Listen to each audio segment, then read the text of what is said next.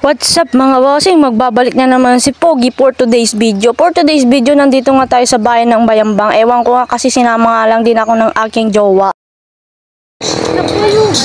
Payong? Isa, sinama lang ako taga-payong. Kayo, kapag may ganito kayong jowa tapos sasama lang kayo, huwag na kayo sumama. Kasi napakainit dito. Napakainit. Wala ko kung saan ako napadpad na napalo. Ayun na nga mga bossing, sinama lang tayo para tagapayong niya. Kuwang-kuha niya yung inis ko dito. Grabe naman talaga itong jowa kong to. Sana hindi na ako sumama, tagapayong lang pala ako. Ayun lang yung beauty ko dito. Gago! Mga pa ako eh.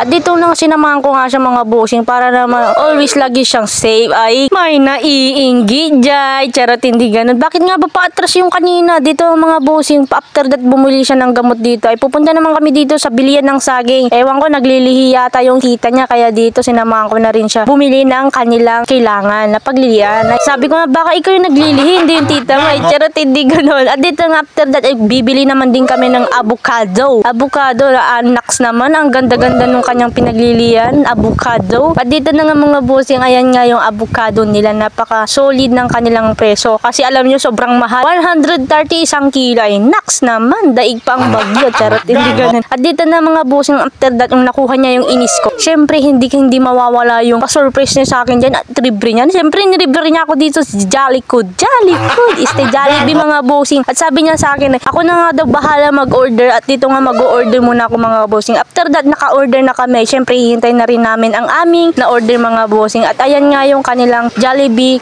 contact. Ay, contact. Ewan ko kung tawag dyan. Basta ayun na yun. Kapag nag-ring daw, ay pupunta na daw dun sa kanilang counter mga bossing. After that dyan mga bossing, sabi ko sa kanya, ay ngiti ka naman dito. Nagbibilang ng pera niya kung ilan na ba nagastos niya sa akin. At ayun na nga mga bossing. Buti naramdaman niya yung inis ko. Kaya ayun, napunta kami dito sa Jollibee mga bossing. At dito nga ngiti ka naman. At sabi ko sa kanya, magte-thank you ako sa'yo. At dito na nga mga bossing kung anong sasabihin niya. Sabi ko, ngiti ka naman. Pilit yung ngiti niya, tinaraya niya pa ako mga bossing. Halatang nilibre mo ako ng tunay. Bukal sa puso. Bukal sa puso.